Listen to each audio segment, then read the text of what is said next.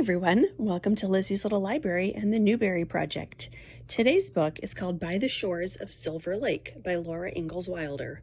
This was published in 1939, 2 years since the previous book in this series. The 1939 Newbery winner was Daniel Boone, which was horrible, so I already know this book is a more deserving winner, even before I read a single page.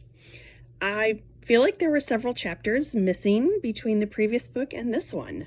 There is now a baby sister named Grace, and most of the family has had scarlet fever, including older sister Mary, who lost her vision because of it.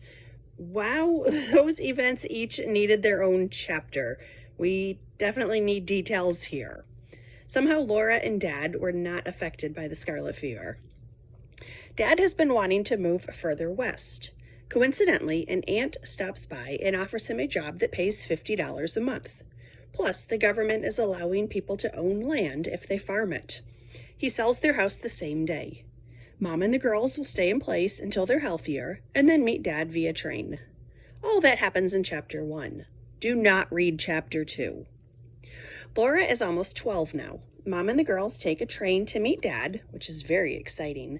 The next day, they ride in a wagon from sunrise past sunset to stay with the aunt and uncle and their 2 kids.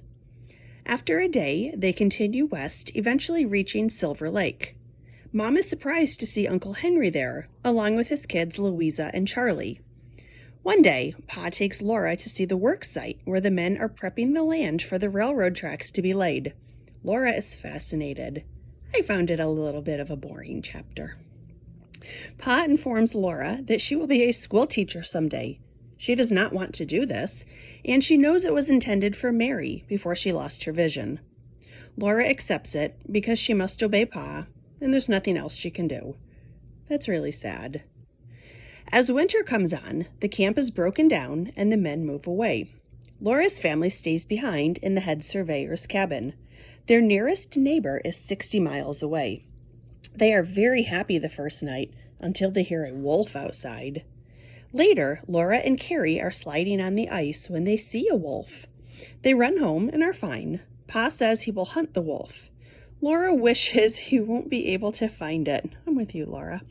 He walks 10 miles and determines that they have left the area.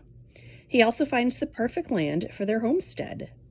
The surveyor returns, so the family moves to a temporary building in the burgeoning town.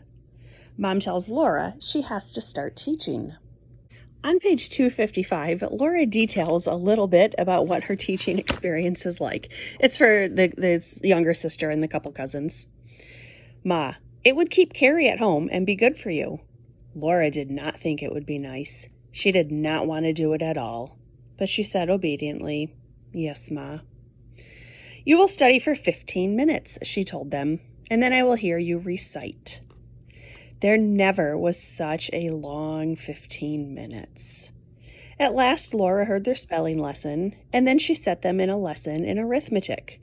Whenever they fidgeted, she told them they must sit still, and she made them raise their hands for permission to speak.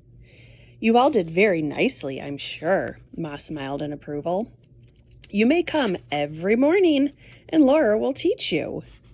And this poor Laura, I feel really bad for her with regards to this. Laura would be so much happier helping Pa with the buildings and with the animals, but Ma is determined to make her a little lady, even though it means Pa is doing all the work single-handedly. Sometimes I wonder, the family lives in isolation, yet Ma and the girls wear long dresses with multiple petticoats. Wouldn't pants be warmer and easier, especially for the little ones? Long skirts aren't conducive to running and playing. There is a murder south of town. Wow, that was unexpected. And Pa decides they'll move the next day before someone tries to claim their land. Along the way, Laura sees some beautiful horses. Pa says they're driven by the Wilder brothers. Laura is enthralled by the horses and couldn't care less about her future husband, which is the younger Wilder brother. Pa improves the house, which is just a shanty at first, and he plants a tree for each member of the family. They are all happy to be home, except for the swarming mosquitoes. Gross. The end. This book was a nice addition to the series. It could be read as a standalone story. It is definitely more a story about Pa than about the girls. And throughout, I felt sorry for Laura.